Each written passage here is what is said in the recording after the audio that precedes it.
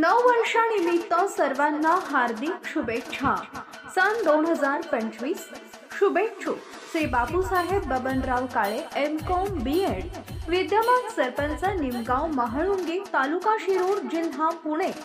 पुणे भाजपा मन की बात पुणे जिल्हा संयोजक, अध्यक्ष पुणे जिल्हा स्पोर्ट्स असोसिएशन, अध्यक्ष शिवराज्य प्रतिष्ठान महाराष्ट्र राज्य।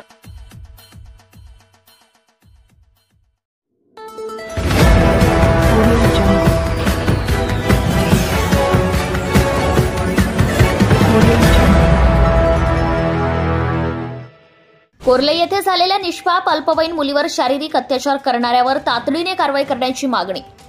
रायगड जिल्ह्यातील मुरुड तालुक्यातील कोर्लई गावात 22 वर्ष नराधम याच्याकडून 7 वर्ष मुलीवर शारीरिक अत्याचार झाल्याचा धक्कादायक प्रकार झाल्याचंही उघड झालंय। नराधमाने चिमुकल्या मुलीवर अत्याचार केल्याचं समोर आल्यानंतर कोर्लई गावासहित जिल्ह्यात एकच खळबळ उडाली होती। अल्पवयीन मुलीवर अत्याचार करणारा नराधम आर्यन दीपक कोटकर याच्यावर तातडीने कठोर कारवाई करण्यात यावी अशी मागणी कोर्लई ग्रामस्थ यांनी निवेदनाद्वारे रेवदंडा पोलीस ठाण्याचे सहाय्यक पोलीस निरीक्षक श्रीकांत किरविर्ले यांच्याकडे देण्यात आले। मुरुड तालुक्यातील कोर्लई या गावात दिनांक 27 डिसेंबर 2024 रोजी दुपारी 2:30 सुमारास 7 वर्ष पीडित मुलगी ही तिचा भाऊ आणि बहीण यांच्यासोबत शौचास गेली होती। सदर ठिकाणी आरोपी आर्यन पाटील याने येऊन पीडित मुलगी ही अल्पवयीन आहे हे माहिती असताना सुद्धा तिच्या अज्ञानाचा फायदा घेऊन तिला एकटीलाच समुद्र किनारी उभ्या केलेल्या एका बोटीत घेऊन जाऊन तिच्यावर अत्याचार केलाय। याबाबत पीडित मुलीच्या आईने अल्पवयीन मुलीस विश्वासात घेतले व त्यानंतर अल्पवयीन पीडित मुलीने घडलेला प्रकार कथन केलाय। त्यानंतर याबाबतची तक्रार अल्पवयीन पीडित मुलीच्या 40 वर्षीय आईने रेवदंडा पोलीस ठाणे या ठिकाणी नोंदवली आहे। रेवदंडा पोलीस ठाणे या ठिकाणी पीडिताच्या पालकांनी नोंदवलेल्या तक्रारीनुसार आरोपी विरोधात गुन्हा दाखल करण्यात आलाय।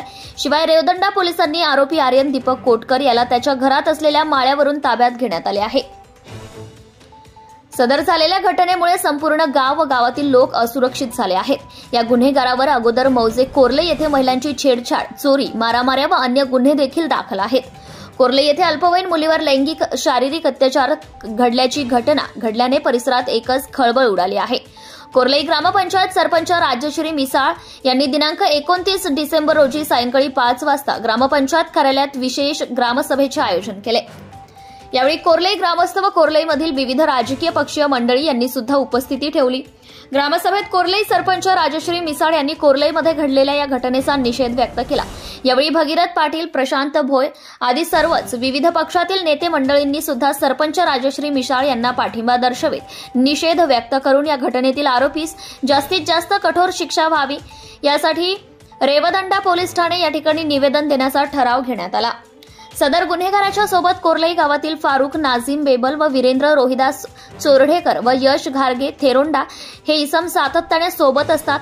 सदरचे गुन्हेगार रात्रीच्या वेळी समुद्रकिनारी गांजा, चरस अशा गोष्टींचे सेवन करून रात्री अपरात्री गावामध्ये फिरत असतात। या गोष्टीमुळे गावात दहशत निर्माण करण्याचा घाट घातलाय।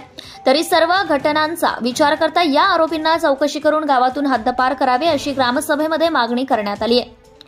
तरी याबाबत तातडीने कारवाई करण्यात यावी अशी मागणी करण्यात आली आहे। रेवदंडा पोलीस ठाणे या ठिकाणी कोर्लई ग्रामपंचायत सरपंच राजश्री मिसाळ, भगीरथ पाटील, प्रशांत भोय, अनंत पाटील, जितेंद्र पाटील, उपेंद्र बलकवडे, अभय पाटील, गजानन पाटील, रियाज चौगले, पठाण, कोर्लई पोलीस पाटील आदी कोर्लई ग्रामस्थ यांनी सहाय्यक पोलीस निरीक्षक श्रीकांत किरविले यांची भेट घेऊन निवेदन दिले आहे।